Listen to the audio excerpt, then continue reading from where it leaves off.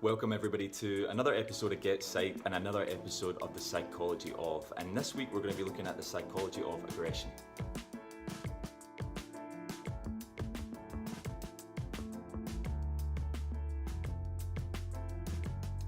What's up guys, welcome to another episode of GetPsyched, and as I said, this week we're going to be looking at the psychology of aggression.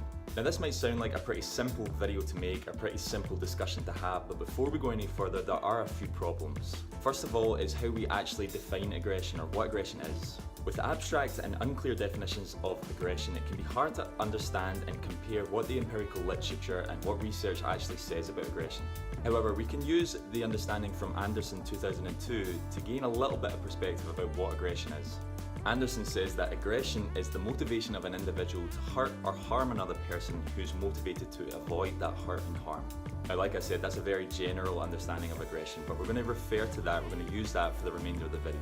The second issue that we come across when understanding the psychology of aggression is the fact that society use the term aggression interchangeably with other terms. Terms such as competitiveness, anger, and even hatred. Now, don't get me wrong, aggression can encompass some or even all of these qualities, but it's much more than just a single definition of one of these things. It's not only society that make these mistakes, psychology also make the same mistakes in their empirical literature, and they interchange competitiveness, hostility, and anger with aggression. This isn't factual based, and in order to understand the psychology of aggression, we need to have a clear and definitive definition. Now, as I've already said, in this video we're going to refer back to Anderson's 2002 definition of aggression in order to continue with the discussion. Now, when developing our understanding of the psychology of aggression, we could look at many different fields in psychology. We could take a biopsychological perspective and look into genes and hormones and how that affects aggression. Or we could talk about aggression from a reproductive or survival standpoint. However, for the purposes of this video, primarily throughout the discussion, we're going to look at the social context of aggression and understand the psychology of aggression that way. Now, there's no better place to start than at the very beginning in 1939. And this year, Dollard et al. Attempted to establish the first systematic theory of aggression in psychology. Frustration aggressiveness hypothesis stated that aggression was founded in frustration and that all frustration led to aggression. However, pretty early on after this hypothesis was stated, psychologists were quick to critique this theory. They readily stated that in no way can we attribute all aspects of aggression back to frustration. The psychologists stated that when someone is frustrated, they don't always act out in an aggressive manner, and in fact they have a multitude of options to choose from. This theory and its outcomes are actually pretty useless for this discussion, but what it does do is highlight the difficulty around understanding the psychology of aggression. It opens up the discussion and shows just how much of a need there was and still is to understand the psychology of aggression better. More and more theories about the psychology of aggression developed throughout the 20th century. However, it wasn't really until the 1980s that the theories of the psychology of aggression started to come into the fold in social psychology. During this time, psychologists began to understand that people had an input, processing, and output system. Now, many argue that the understanding of this system came to light with the introduction and development of computers. Regardless, this understanding led to new theories and development of the understanding of aggression in social psychology. The first of these prominent social psychology theories of the psychology of aggression came from Dodge in 1980. Now, this theory was called social information processing theory.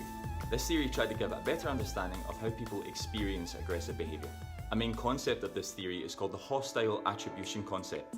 This concept alludes to the notion that many people misinterpret aggressive behaviour.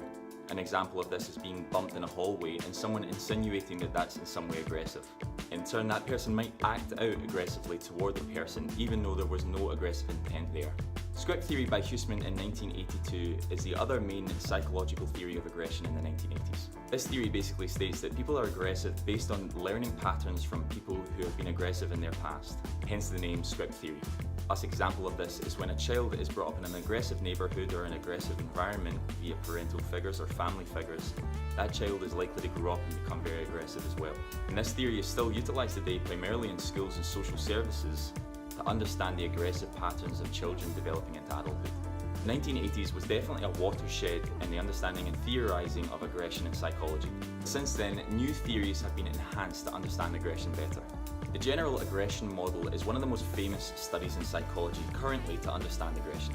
The general aggression model was established by Anderson in 2002, who you might remember from earlier in this video. We're utilising Anderson's definition of aggression for this video. This theory has become so big in psychology to understand aggression largely because it's taking concepts and aspects from a multitude of different theories.